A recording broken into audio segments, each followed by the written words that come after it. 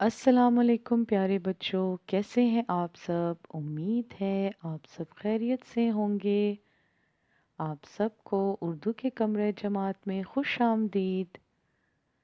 तो प्यारे बच्चों, क्या आप मुझे बता सकते हैं कि हमने पिछली बार कौन से हर्फ की पहचान की थी? बहुत खूब, हमने हर्फ तोइन की पहचान की थी।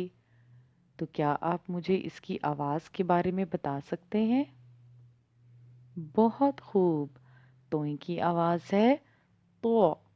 तो तो तो क्या आप मुझे इस आवाज़ से शुरू होने वाले अल्फाज बता सकते हैं?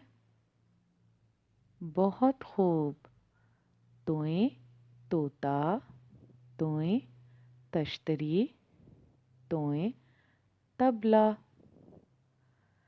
तो प्यारे बच्चों, आज हम एक नए हर्फ की पहचान करेंगे। तो चलें आए शुरू करते हैं। ये है एन, और एन की आवाज़ है अ अ अ। तो चले आए, अब हम एन की आवाज़ से शुरू होने वाले अल्फाज देखते हैं। एन औरत, एन ऐनक, एन अमारत, एन उकाब। तो अब मैं आपको एन की कहानी सुनाती हूँ।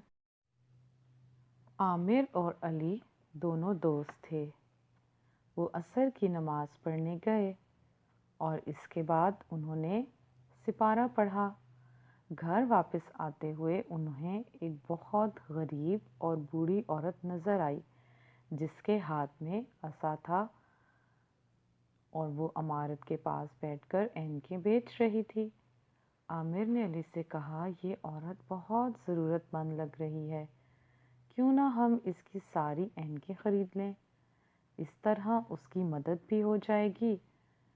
अली ने कहा, हम इतनी ऐनकें ख़रीद कर क्या करेंगे?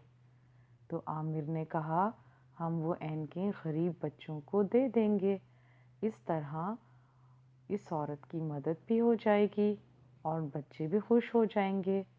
मेरी अम्मी कहती हैं, दूसरों को खुश करने से अल्लाह भी खुश होता है।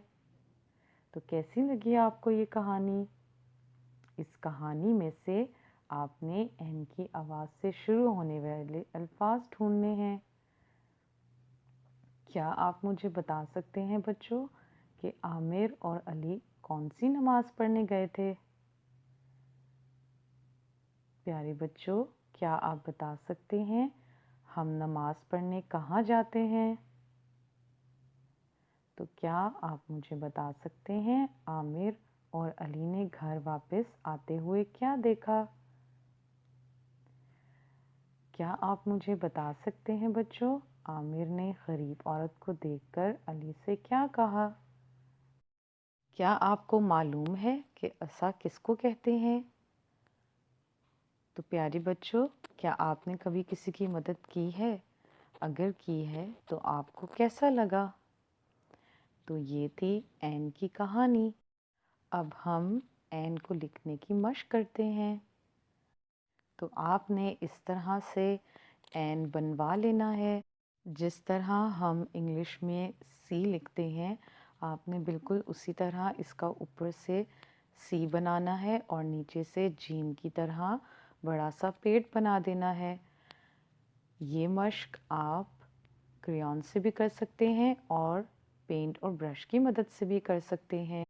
तो चलें आए, अब हम एन की सरगर्मी कर लेते हैं।